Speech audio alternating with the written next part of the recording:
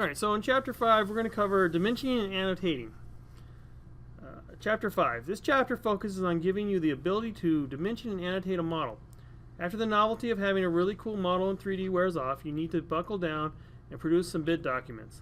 This is where Autodesk Revit architecture program must prove its functionality. You should ask yourself, can Revit produce a drawing consistent with what is acceptable according to national standards? And more important, my company standards. And if so, how do I get to this point? These are the questions that owners and managers should be asking.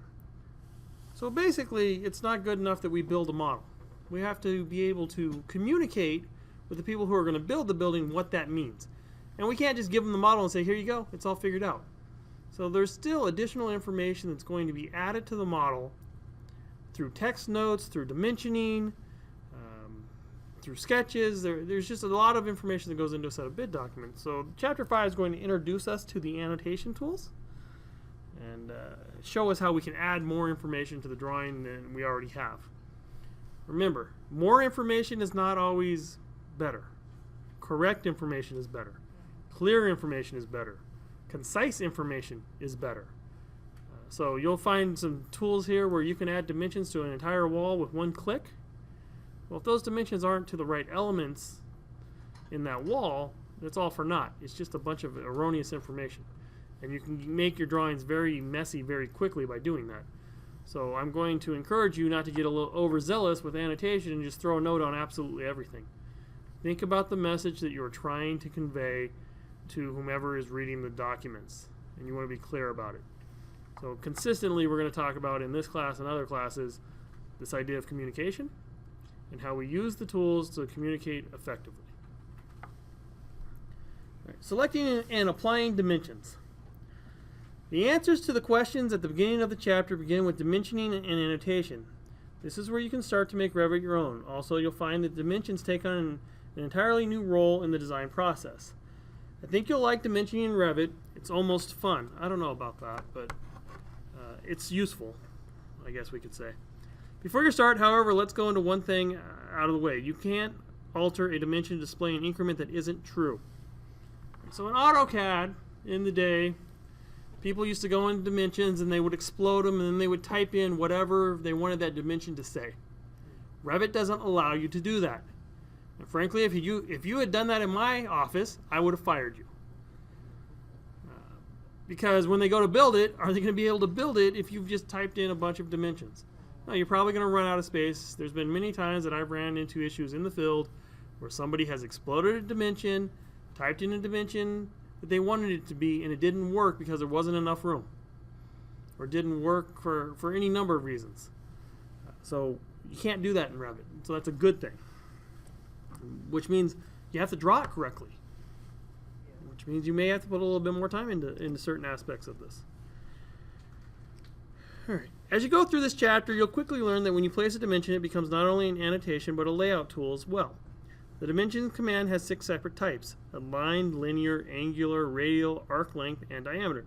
Each is important in adding dimensions to a model, and each is covered separately in this section. So hopefully you've gone and you've downloaded Chapter 5's video, which I believe we all have, and we're going to get started with aligned dimensions. The most popular of all the Revit architecture dimensions is the aligned option. You use this type of dimension 75% of the time. An aligned dimension in Revit enables you to place a dimension along an object at any angle. The resulting dimension aligns with the object being dimensioned. A linear dimension, in contrast, adds a dimension only at 0, 90, 180, or 100, or 270 degrees, regardless of the item's angle. So linear dimensions are not used that often, and if you're an AutoCAD user, this is going to be a little different because you're used to using linear dimensions and you very rarely use aligned dimensions. But in Revit, you're most often going to use aligned dimensions. Alright, to add aligned dimensions, perform these steps. Item 1, go to level 1 floor plan. So in this case, where I don't have my project browser up, what do I do? Go to view. Yeah, we want to go to View, User Interface, and turn our project browser on. So if you accidentally click off of this or close it, it's easy enough to bring it back. And I would assume at this point you guys are pretty comfortable with this idea. We're going to go to level 1. Item 2, zoom in on the east wing of the building. On the Annotate tab, click the Align button as shown in Figure 5.1. So we haven't spent a whole lot of time in the Aligned ribbon. You can see we have the Dimensions panel, the Detail panel, which we'll talk about later, Text, Tags. Some of you may have added tags to your doors and windows in this panel, Color Fill, and Symbols. Today we're really going to be focusing here on Dimensions and Text. And this is the Aligned. And by default, they put it up there at the left-hand side, meaning, you know, it's probably the one that you're going to use most often. So where were we? Item 3. On the Annotate tab, click the Align button. So what have we learned about tools up to this point?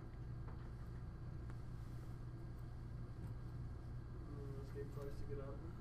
There's options and like that. There's always an options bar, right? And it might behoove us to look at that options bar before we start using the tool. Would you agree? Yeah, the same goes for dimensions. Item 4, on the options bar are 2 drop-down menus with some choices as shown in Figure 5.2. Make sure Wall Faces is selected. Now, how often do you think you will dimension to the center line of a wall? Not very often. Not very often. You have to, when you're dimensioning a plan, you have to think about how is the building actually going to be built. It's difficult for a contractor to measure to the center of something accurately. But can they measure to the face of a stud accurately? So we want to go to the face typically when we're dimensioning. But you have all these options, so there may be times when you go to a wall center line, but it'd be rare. Make wall faces selected. Great. Item 5. The next menu lets you pick individual references or the entire wall. All right. Everybody's going to select entire walls, and they're going to think this is the greatest tool ever. But again, don't let the computer do all the work for you. You have to think about what you want to do. So even though this will select all the elements along the wall, it doesn't mean that it's without fault. You can put bad information on the drawings this way. But we're going to select entire walls. Item 6. At the far right on the options bar is an options button. This options button basically opens up the auto dimensioning options. So if we're doing entire walls, we care about this. In the auto dimensions option dialog box, select intersecting walls. That's easy enough. Don't select any other items and click OK.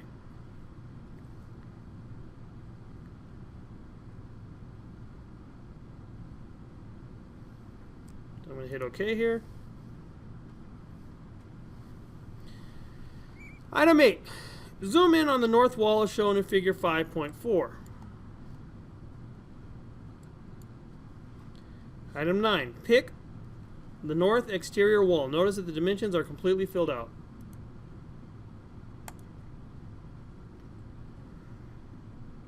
That's beautiful, right? But let's look at these dimensions for a second. 12 feet. That seems like a regular dimension. 1/6 and 1/8 of an inch. And it dimensions both sides of the wall. Is that an important dimension for a contractor to have? No, we're not typically going to tell them the absolute thickness of the wall. We'll probably give them a place to place the wall. So we would most likely dimension one side or the other side of this wall. So again, the auto dimension is great. It did exactly what we told it to do, but that doesn't necessarily mean that's the information that we want to give. Now, that's all I'm going to say about that. We're not going to go back and get far into changing that. Just as you're dimensioning, don't think just because, hey, the computer did it and it did it automatically that that's necessarily the right way or the way that you want to dimension your plans. Any questions about that?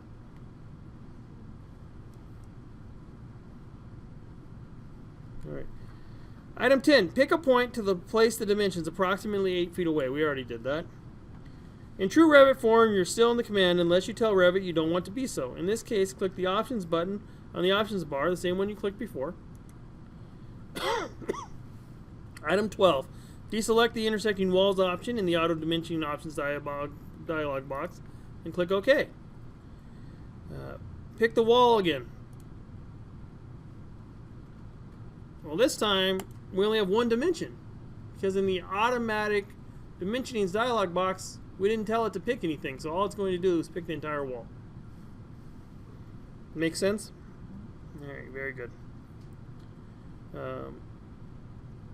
When you see the dimension, snap and pick that point. Very good. We're up through figure 5.5. Next tool. Creating aligned dimensions by picking points. 9 times out of 10 you'll be picking 2 points to create a dimension. That is usually quite simple in Revit until you get into a situation where the walls are at an angle other than 90 degrees. In a moment you'll explore that issue, but for now let's add some straight dimensions. Item 1. Zoom in on the northeast portion of the east wing as shown in figure 5.6. This area right over here. Item 2. On the Annotate tab, click the Align button if it isn't already selected. Well, we'll go check. Aligned. It is. Item 3. On the Options bar, choose the individual reference from the Pick menu as shown previously in figure 5.2 and do the following. We're going to come here and change this from entire walls to individual references.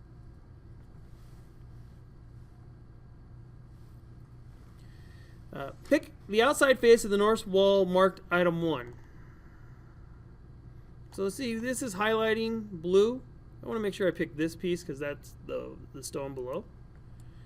And I'm going to come over and pick the horizontal wall that ties into the radial wall. Okay. And I should have a dimension of 16 feet. Which I do, their model is correct. 4. With the Align Dimension command still running, do the following. Pick the outside face of the northern wall. Pick the center line of the door. And pick, oh, I screwed up. Let me undo that. Let's try this again. Northern wall, center line of door, this wall.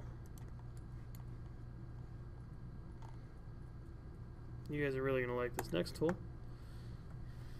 Alright, what do you notice?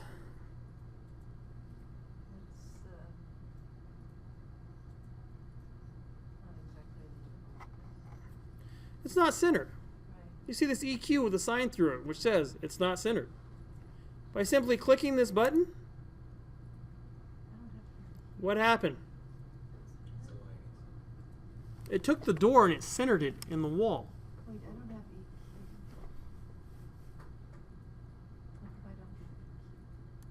And if I click EQ off, it's just now going to tell me it's 8 foot and 8 foot. So you can use dimensions as a drawing tool. You don't have to make sure that thing's exactly centered. You can center it as you dimension it. It's a very powerful tool, and it doesn't have to be just one item that you're making equal. You can do an entire row of windows equal using this tool. So I really like this particular tool within Dimension. Okay, item 6 asks us to press escape or the modify to get out of that command.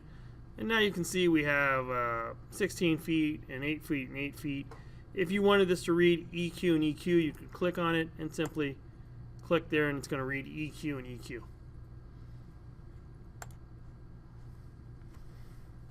All right.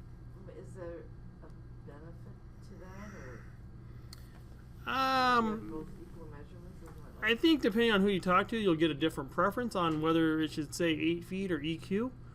My preference is if you want something to be equal, you put EQ and EQ, because if this ends up being 16 feet and 3/8 of an inch, I still want that in the center. okay. So the intent is that this door is centered in this wall. Should be equal. Okay. All right. So that takes us through figure 5.9. Dimensioning an angle. Adding this type of aligned dimension isn't the easiest thing to do in Revit. This is why I'm addressing the process as a separate item in this book. Here are the steps. Item 1, zoom in on the 45-degree corridor area on the portion of the east building where the corridors meet. Okay. Here's what I'm going to tell you about this. We're going to go through what the book tells you to do, and you're going to find out it's very difficult to get it to work. And then I'm going to show you a workaround that some people would say is cheating, but if it gets you the result you need, sometimes you may want to do it. Dimensioning an angled wall in Revit, at least in my experience working with Revit, has proven to be very difficult to do it accurately. So let's follow their instructions first. Item 2, on the Annotate tab, click the Align button on the Dimension panel. Checked. Item 3, on the Options bar, be sure to pick is set to individual references. It is. Item 4, hover your pointer over the inside face of the brick angled wall. See figure 5.10.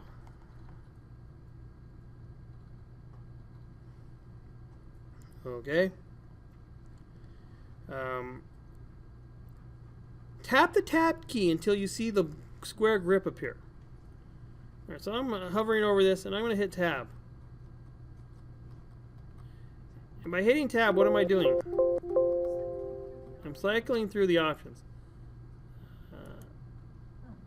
That didn't work. So you're trying to get a grip in here, which is fairly difficult to do, as you can see. Hovering over, hitting Tab. Excuse me. Alright, so as you guys can see, this is kind of difficult the way the book asks you to do it. I'm going to show you a little workaround. Some people may think it's cheating, but here's what I'm going to tell you to do. If you go to the Annotate tab, there's this little thing called a detail line. And I'm going to select detail line. And I'm going to come in here and I'm going to grab that endpoint, and then I'm going to draw a detail line. I'm going to over exaggerate it right now, but normally you only draw it very short. I'm going to draw that detail line perpendicular to the face of this wall. Everybody see my detail line here? I'm going to do it on the other side as well, where I want to get my dimension.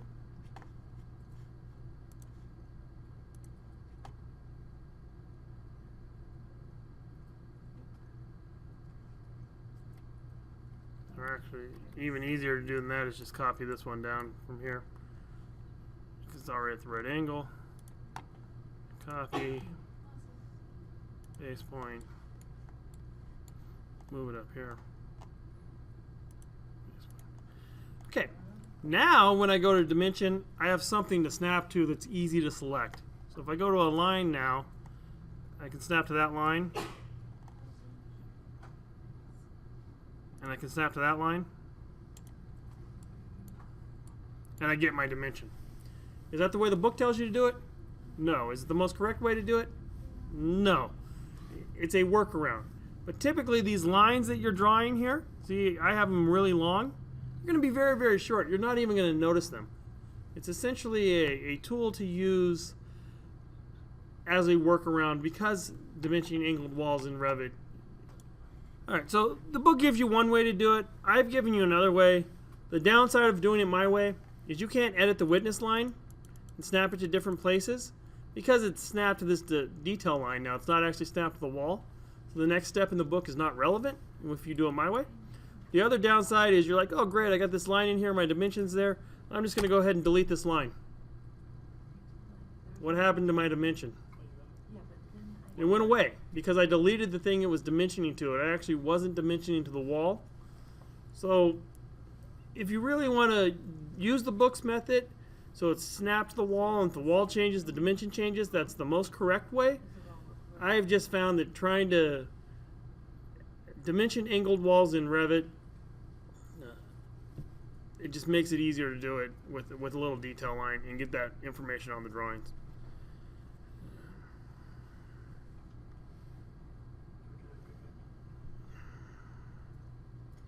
Alright, so the next thing that we're going to cover is overriding the precision. When you dimension a wall at an angle such as this, the dimensions usually come at some weird dimension, right? So when we dimensioned it, we ended up with 35 feet 4 1/4 inches. Is that a dimension we really want to give the contractor? No. What's the likelihood they're going to build to 1/4 of an inch precision? Probably not going to happen when you're laying out your building. If you're building casework, perhaps, hopefully, but in building layout, the quarter-inch dimension really doesn't do them a lot of good. So we're going to override the precision of that dimension. It basically means we're going to tell the dimension to round. Alright, so item 1, we're going to select the dimension. Item 2, in the Properties dialog box, click the Edit Type. Alright, so we have our Properties dialog box here. And right now, the type of this dimension is a linear dimension style, linear 3/32 of an inch aerial. We're going to hit this button right here, Edit Type. And have we edited a type in this class yet? No. We're going to end up editing a lot of types. But essentially, this brings up a whole bunch of information about the family that controls that dimension.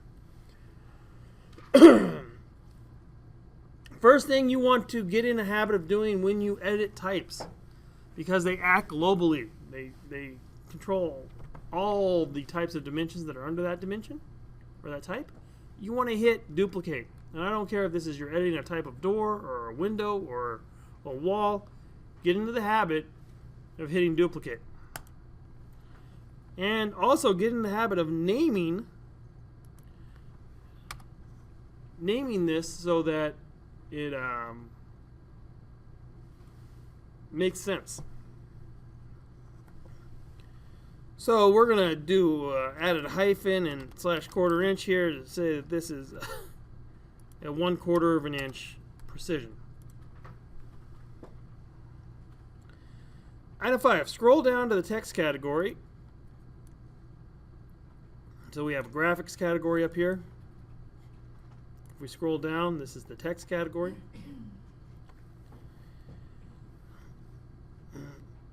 Near the bottom is a option for units. So you have a units format here. Here we can either tell it to use the project settings, or we can unclick this button and it lets us set the tolerance. And we don't want it to round to the nearest 32nd. What we want it to do is round to the nearest 1/4 of an inch.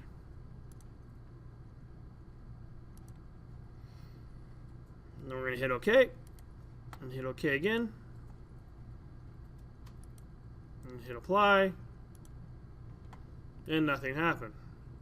Because we're exactly at 1/4 of an inch. So I'm going to show you how to actually get that to say 35 feet 4 inches. Let's edit the type again. We'll go into the units here. And we'll tell it to round to the nearest inch. Or nearest ½ inch. Hit apply. And you can see now our dimension is 35 feet 4 inches. As opposed to 35 feet 4 1/4 inches. Mine rounded up. Could just be that you were, well, if it rounded up, it's because your lines were 34.5 inch at least apart. I rounded up from 1/4 to All right, so that's how we edit the precision of a dimension. Again, only use that when you absolutely have to. It should not be your go-to tool. Next thing we're going to talk about is linear dimensions. Linear dimensions are used less frequently than most other dimensions, unlike AutoCAD software in which linear dimensions are the go-to dimension. They're on the bench for most of the game in Revit. The best use for a linear dimension is to put a straight dimension across a non-linear angled geometry as follows. Zoom back in on the corridor area.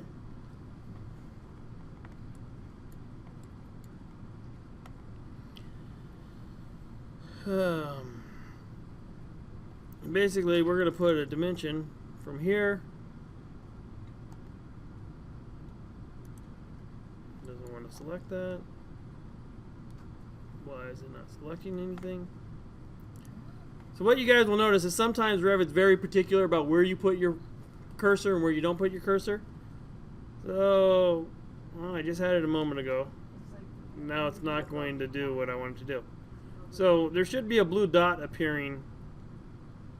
We just had it a moment ago.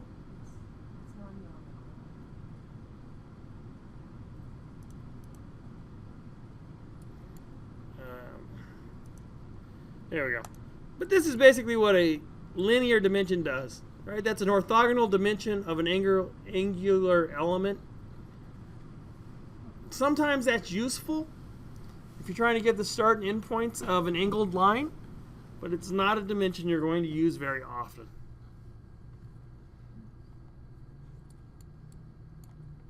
And that's what I'm going to say about linear dimensions. You can see the book only gives you 6 steps, so they don't think much of linear dimensions either. All right. Angular dimensions. Angular dimensions come close to needing no introduction at all, but we'll introduce them anyway. Angular dimensions are used to calculate and record the angle between 2 items. This is a very easy tool to use. Zoom back in on the corridor if you aren't already there. And basically, with an angular dimension, you're going to select one item, select another item, and it's going to give you the angle between them. Pretty self-explanatory, right?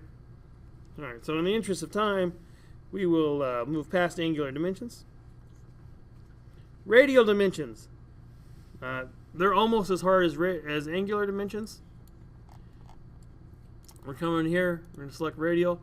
You're basically just going to select the curve, and it's going to give you a radius. It will find its center point automatically. Easy enough to use. Any questions about radial dimensions? All right, again, in the interest of time, we're going to skip forward. Arc length dimensions. This is a nice tool in Revit, but I don't know when anybody will actually use this in construction. If you wanted to know the length of this arc, you could use the arc length.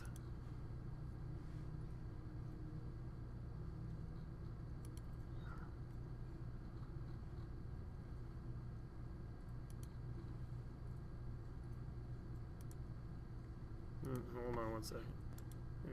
So when you're using the arc length tool, you need to select 3 items, or pick 3 places. Select the arc length. The first thing you want to select is the arc that you're going to measure along. And then you need to basically select the start and end points that you want that arc length. Again, I cannot think of a good reason to provide this dimension in the real world. I don't think there is a good way for a contractor to accurately measure this. If you were doing machining or something of that nature with super precise tools, you could probably measure arc lengths. It's a tool in Revit. You've been introduced to it. I don't know that you'll ever actually use it. Does that make sense? Okay, very good. All right, on to the next thing. Using dimensions as a layout tool. So this is really where the power of dimensions come in, where they're not just an afterthought, but you can start to use dimensions to move walls and doors into the right places, keep things where you want them. So you can't think of it just as an afterthought, like I do my whole plan, then I go and dimension it. Dimensions can actually help you lay your floor plan out. All right, item 1, in the project browser, go to level 1 floor plan, not a ceiling plan. Well, we're already in level 1 floor plan, so we're good to go. Item 2, zoom in on the west wing of the building. All right, that's this wing here. Item 3, draw 2 interior partitions as shown in figure 5.24. All right, how do we go about that? How would we draw a wall? Right click, create similar. Well, you could do that, but we don't have 2-hour partitions over here yet. Oh. I'm going to go to architecture, wall. I'm going to make sure before I start drawing the wall that it's the type that I want to use. And what did they want me to use? 6 and an 1/8. All right, so it's the right wall to use. Perfect. And then I'm going to draw a couple walls. And it's not imperative that your wall is exactly where it shows it here. But we're going to draw this over here. I don't care how you draw your walls. So I got the first one drawn. How would I draw the second one? Yeah, I could either copy it, I could mirror it, I could use the wall command again. I'm just going to use mirror. It's easy. But draw it any way you like.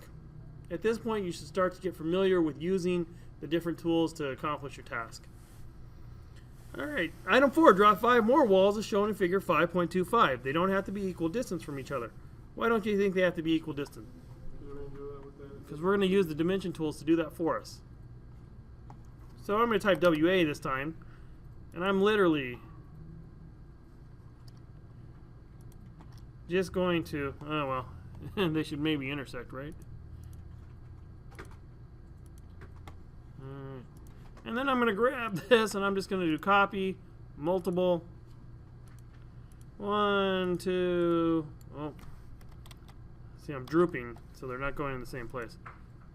Copy,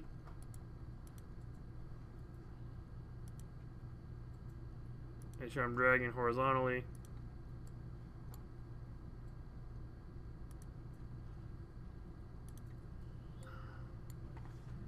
Alright, so I drew 5 partitions, right? Is that what it asked for? Alright. On the Annotate tab, click the Align button. Right. Let's go to Annotate, Align. Oh, no. Annotate Aligned. And we're basically going to do some dimensioning. I'm going to go from here. And I want to pick the same side of these walls.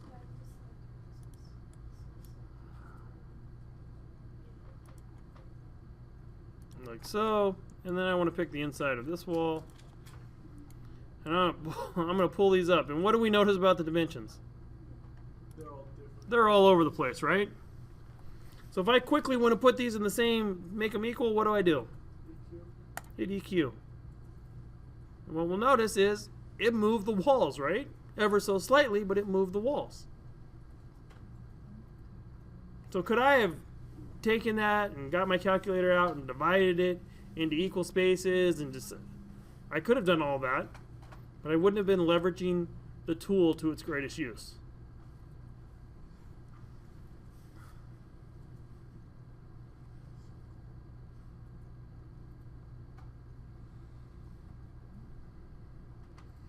Alright, so that took us all the way through very quickly. Took us all the way through figure 5.31. I'll take a quick pause here and let you guys run through that and make sure you understand. All right, so let's talk a little bit about constraining the model. Choices you make early in the design process, such as constraining a model, can either greatly benefit or greatly undermine the project's flow. As you gain more experience using Revit architecture, you'll start hearing the term over-constrained. This is a term for a model that has been constrained in so many places that any movement of the model forces multiple warnings, and in many cases, errors that can't be ignored. Given that, how you choose to constrain your model is up to you. You'll learn how to constrain and, of course, unconstrain your model in this section. But deciding when and where to constrain your model will vary from project to project. And there may be a tendency or a desire to constrain everything once you learn how to do this. I'm going to tell you that you probably don't want to do that. Be selective about how and where you constrain your model. Unconstraining the walls. The string of equal dimensions you now have in place has created a constraint with these walls. To unconstrain them, follow these steps. So basically, let me show you something here that's not in the book. If I take this wall and I want to move it,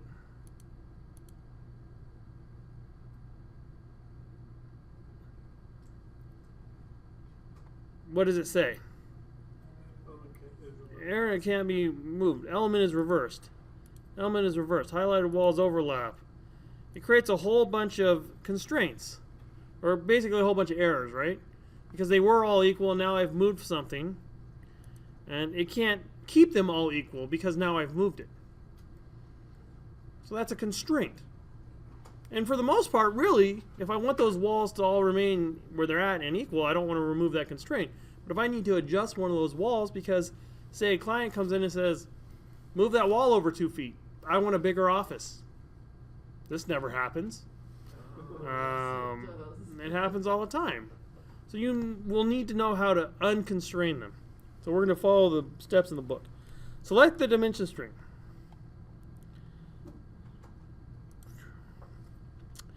Press the delete key on your keyboard. What do? We get a warning. And what have we said about Revit's warnings? Read them. Yeah, don't ignore them. You have to read them. Revit gives you a warning as shown in figure 5.32. You must choose whether to unconstrain the elements. A dimension that has an EQ constraint is being deleted, but the elements will still be constrained.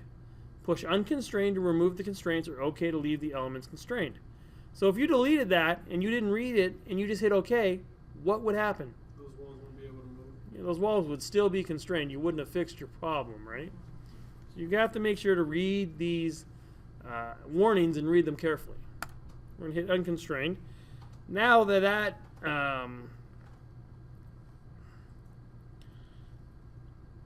now we can move this wall independently of all the other walls. To prove it, we'll just grab the move tool and we'll take it and we'll move it. And now it's been unconstrained, right? So it gives us the flexibility to move it. I'll undo that. Oh. If we would have just clicked the EQ, it wouldn't let us do. Item 4, we're going to unconstrain the walls a different way. So basically we're going to hit Control Z here and bring this dimension back up. If you click the unconstrained button, the EQ dimension will disappear as well as any constraints on the wall. If you move the exterior wall, the newly placed walls won't reposition themselves. Item 5, click OK. You'll learn how to unconstrain the walls a different method. So we showed you that method. But the book actually asks us that when we hit delete, to hit OK. So now if I grab this wall, you can see they're still constrained. The dimension string is no longer there, but the relationship of the wall to the next wall is still constrained. So that will take us to item 5, select one of the interior walls. We're part of the EQ string dimension. We've done that. Item 6, the EQ icon appears. Click it to release the constraint set for the wall. You're now free to move around the building. All right. So if we do that, it now tells us it's not constrained any longer. And we could move that wall. So there's a couple different ways to unconstrain it. Could you have left the dimension and just hit the EQ button? Let's try it out. So I'll undo this a couple steps. I'm going to click on this. I'm going to hit that. So the answer is yes, right? And what I recommend is when you encounter something like that and you think you're starting to understand how the tool works, you can stop, put a pause on what you're doing in the book and go play around with it, right? Click it, see if you delete it, what happens. See if you don't delete it, what happens. See if you click on that icon, what happens. It's very, very useful to do that, especially early in the process of learning Revit. And I'll tell you, even to this day, I've been using Revit for, I don't know, like 10 years now. I still learn stuff that way. I go, oh, I did that. Well, something happened that I wasn't expecting to happen. Then I'll go back and figure out, well, why did it happen?